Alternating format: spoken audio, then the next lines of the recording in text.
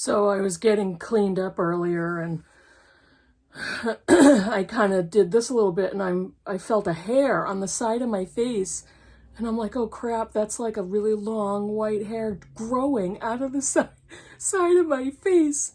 And then I was able to pick it up and look at it and I realized, no, that's just a super long dog hair. When you love a pet, you find them everywhere.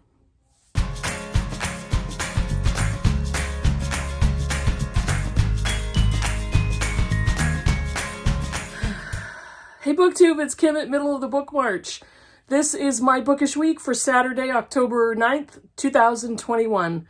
I haven't had a lot going on at all this past week. I haven't left the house except to drive my daughter to school. She's back at school in person after COVID quarantine. My husband and I are still quarantined, just recovering. He's recovering from pneumonia. I have another week next week to stay home, and we had to reset our quarantine because of pneumonia. But I'm almost there. I'm getting there. I'm almost there.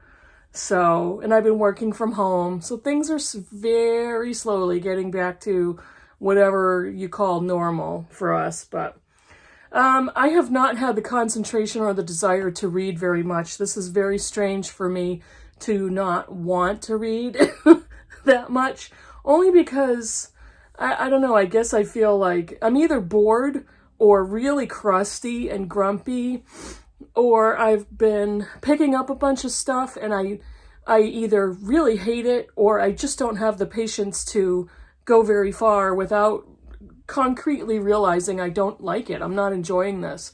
I picked up at least half a dozen books and DNF'd them, or just, okay, DNF'd them. I've unhauled a few because I just was not interested and they did not work for me. I'm not going to show you those. I'm not going to bother with that, but trust me, I've tried a lot and not a lot has worked. Let me back up. I had several buddy rates that I canceled only because I just was not healthy enough, nor could I concentrate on reading more than a couple books at once, and I just did not have the energy to do anything and analyze and discuss and any of that. So I've narrowed my October down very much, and I'm right now I'm reading one book, and I have a couple coming up for next week. Excuse me. But I'm trying to go very slowly. So because I haven't finished anything last week, what in the world do I have to talk about? In case you don't know, I always have something to talk about that's bookish related. And this is no exception. I wanted to show you some books that I recently received in the mail that I'm excited about. So it's kind of an unofficial book haul, I guess I could say. And I also wanted to tell you where I buy my books, because I'm not going to any stores. And when I can't go to stores, where do I buy my books online? Where do I buy them from that come in book mail? So let me show you my two most recent Book of the Month Club picks. One of them is an older book that I've been looking at for a long time and finally pulled the trigger on the Book of the Month version. I was really happy about that. But this one is a more recent release. And I am not the biggest recent release person. Typically I read, excuse me, mostly backlist. And I am almost always late to the party when it comes to new releases. I tend to wait until I see more reviews and that type of thing. But this one is a book that came out this year, 2021. And I've seen a bunch of glowing reviews on BookTube. I've also seen a few that really hated it. And I know that Sean did not like this at all. But I picked up Razorblade Tears, a novel by S.A. Cosby. And it's a kind of a thriller, I guess, a mystery type thriller. It's two fathers, a black father and a white father. And their sons are dead, and they are on a quest for redemption and revenge. The sons were both gay, and I think that's all I know. It's kind of all I want to know. I don't have the most knowledge about this one. But I've had in real life friends that have also looked at this and really want to read it, and seen some really good ratings on Goodreads. So I decided to pick that up from Book of the Month Club. And this is the one that is a backlist book. This was published in 2014. It is The Moor's Account by Layla Leilani. This one is set in 1527. The conquistador Panfilo de Narvaez sailed from the port of Sanlúcar de Barrameda with a crew of 600 men and nearly 100 horses. His goal is to claim what is now the Gulf Coast of the United States for the Spanish crown, and in the process become as wealthy and famous as Hernan Cortez. I've heard, I don't know, I don't want to know too much more about it. I have heard it's an excellent novel, and it's Layla Leilani, whose writing I really enjoy. And I thought, you know what? I really am gonna pick that one up. Again, like I said, I've been watching that for a long time. So yes, I'm a Book of the Month Club member. I'm not sponsored. I'm not asking you to join or anything. But I really enjoy Book of the Month Club for new releases. I can get them in a cheaper. I can get several books early releases. I've also picked up another book from them, but I can't show it to you. My main pick for October. But I can't show it to you because I'm going to be bringing it to my In Real Life book group as a choice for us to pick. So I don't want to ruin the surprise. Okay, let me show you some other books I am excited about. The next three I bought online and they were new. But I very rarely, for good or for bad, buy books at full price. I just have to, and want to be very conscious of my budget. So I typically will buy books online at a discount. I buy a lot of books on Book Outlet. None of these are Book Outlet books. I have an order I'm waiting for, but their site was down for almost a week and a half last week or so. So I think there's been a delay on shipments. I'm still waiting for 3 books from them. But these I did order from Amazon. And before you all skewer me, I have wound down my relationship with Amazon over the last year to 2 years. And I don't want to patronize their site for much longer. But once in a while, I do order books from Amazon. The other thing I want to say about that is there are many people that order books from Amazon. And for whatever reason that somebody buys from Amazon, there should be no shaming involved in whoever does that. Over the years, I've bought so much from Amazon, but again, like I said, I'm very slowly weaning myself from that site and from that corporation. But let's not like skewer anybody or shame anybody into why or when or how they're buying from Amazon. Everybody do your thing, and let's move on. So this one I already read. I read it electronically for Women in Translation Month in August. This is Hurricane Season by Fernanda Melchor. She is a Mexican author. This was one of the most brutal books I've ever read, but I immediately gave it 4 stars, and then I could not stop thinking about it. And I changed my rating to 5 stars. It's one of those books I won't ever forget, so I wanted to buy myself a physical copy, and that's what I did. This one is Square Hunting by Francesca Wade, 5 Writers in London Between the Wars. And this, I think, was an early BookTube Prize book for nonfiction. And the back quickly says, in the early 20th century, Mecklenburgh Square, a hidden architectural gem in the heart of London, was a radical address. On the outskirts of Bloomsbury, known for the eponymous group who lived in squares, painted in circles, and loved in triangles, the square was home to students, struggling artists, and revolutionaries. The women that lived at this address, Dorothy L. Sayers, Jane Harrison, Eileen Power, and author and publisher Virginia Woolf. So these are all, they didn't all live obviously at that address at the same time, but this is the story of that address, the women who lived there, the illustrious women who lived there, and I thought it sounded like a really good book. This one again, this ended up in the finals of the BookTube Prize for Nonfiction. And I forget, I think it was it may have been the may have been the silver prize winner. I don't remember, but it was in the finals, and it is Our Bodies, Their Battlefields by Christina Lamb. Subtitle is War Through the Lives of Women.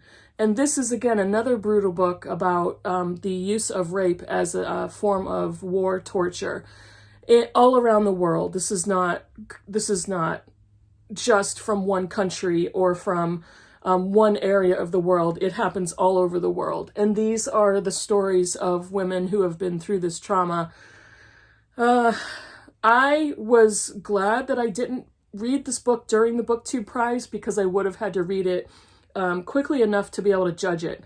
I'm going to probably pick this up because I'm very interested to read this book and read it in very small pieces, because it's very difficult to digest all at once.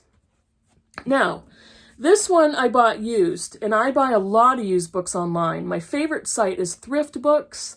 I also buy from Better World Books. And interesting, ironically enough, I discovered those sites from Amazon, because when I buy a book from Amazon, the first thing I do is I look to see the used copies. And I know that there's all kinds of vendor agreements with vendors that sell on Amazon, and they're probably getting shafted all over the place. But what I tend to do is I look for used copies, and if they have a website, I will go directly to their website and buy a book instead of buying it through them through Amazon. So I did do that, and this one is a Thriftbooks book. And I'm really excited about this one. This is The Portable Dorothy Parker, edited by Marion Mead. And look at this, it's a paperback with deckled edges and French flaps. Look at the back of that one. I thought that was really cool. There's the Thriftbooks sticker. These come off really easily. You can hand peel them off. Even when they've been on the book for quite a long time, they almost always peel off completely clean. If you guys saw the video where I actually sent an email to Better World Books and they responded really nicely, Better World Books stickers they don't come off clean, and you can't hand peel them off without maybe a little bit of damage to the books. And they told me in their customer service email that they were going to be changing the stickers that they use. And I was very happy about that. But this book is in like brand new, almost brand new condition that I bought from Thriftbooks. And I love doing that. I love buying used books online. I've only been burned once or twice. And yeah, really excited about that one. Better World Books is also good because both of those companies contribute to charities, and they also use a lot of green packaging and recycled materials, so I really like that. This one is a brand new release that I did buy new, and I did buy online, and I honestly don't remember where I got this one from, but this is Lauren Groff's new novel, Matrix. I don't really care what it's about. I wanted to read it so bad. Marie of France? What is it? Marie, who comes from France. She's a nun.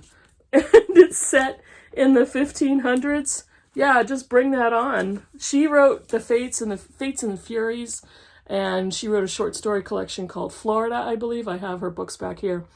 But I'm dying to read this, and really like her writing.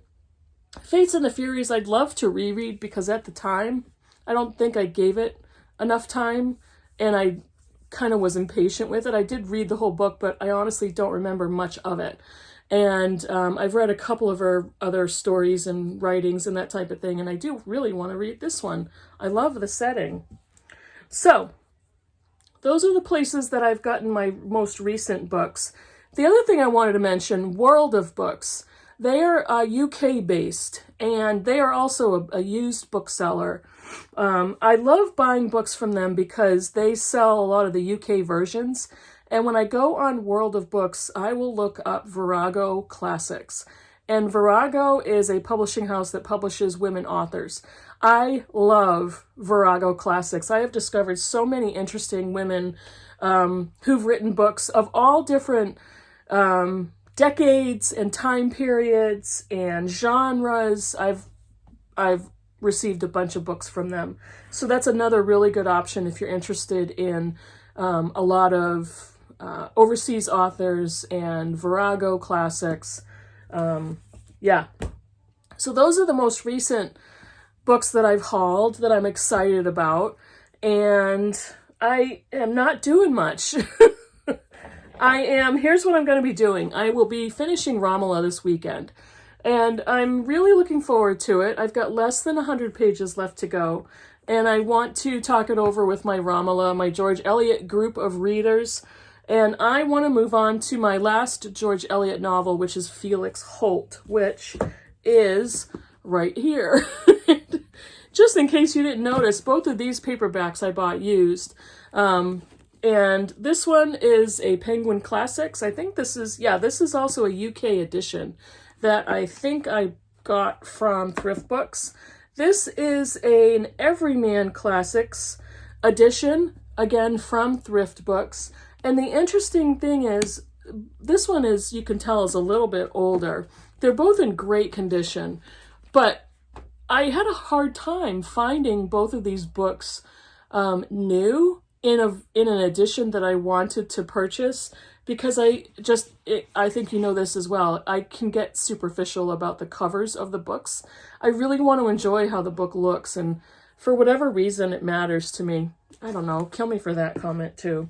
The other book I'm going to be embarking on next week is Lady Audley's Secret by Mary Elizabeth Braddon, and this is for Victober, as is Felix Holt. But I'm going to be reading Lady Audley's Secret with Britta Bowler for a buddy read starting next week. So those are the things I'm excited about. I'm also excited to keep reading and hopefully get caught up. Hopefully be able to get more into some books that I'm going to be picking up. I have a couple of other books for Victober I will be reading. I have a couple of other books that are going to be in the mix of books I will read in October. And I want to be more excited about it. I want to feel better, and I want to concentrate, and I want to find great stuff that I really enjoy. I want to find my next 5-star book. Am I going to have another one before the end of the year? We'll see. That's it for me for today. Let me know in the comments below if you have any feedback or comments about any of the books I talked about or any of the stuff I talked about. If you're mad at me, you want to fight about it, or if you agree with me and want to laugh with me, absolutely do that. So hope you're well and having a good weekend, and I'll see you in the next video. Bye, everybody.